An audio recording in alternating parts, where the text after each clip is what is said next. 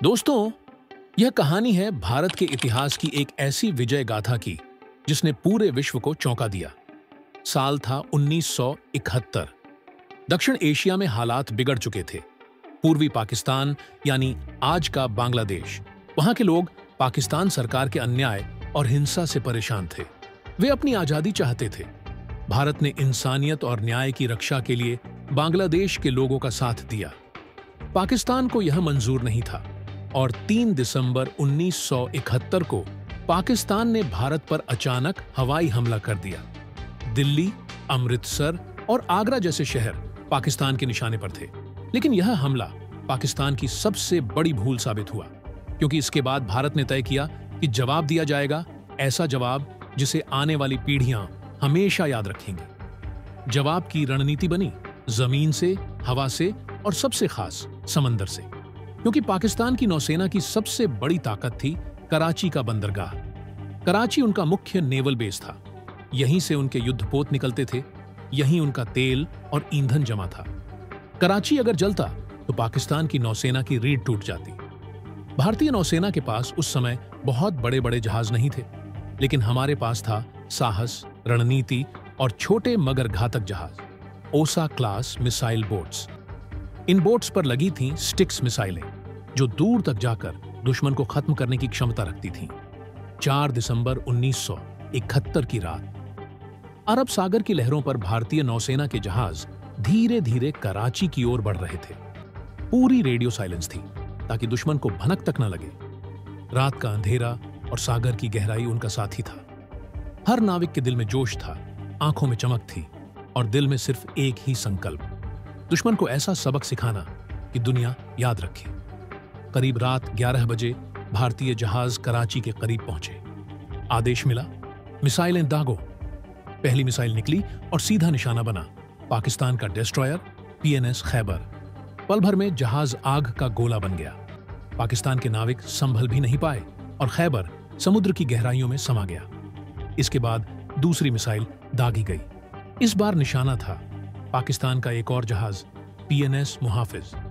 वह भी कुछ ही मिनटों में खत्म हो गया। भारतीय नौसेना यहीं नहीं रुकी। अगला निशाना था कराची का तेल भंडार।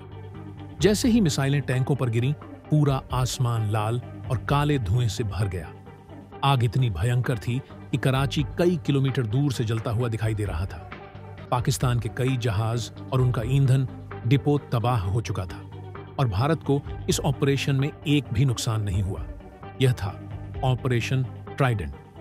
पाकिस्तान सदमे में था। उन्हें समझ ही नहीं आया कि इतने छोटे जहाजों ने इतना बड़ा विनाश कैसे कर दिया।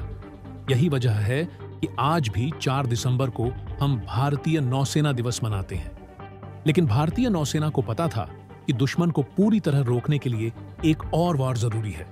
और 4 दिन बाद 8 दिसंबर की रात शुरू हुआ ऑपरेशन पाइथन।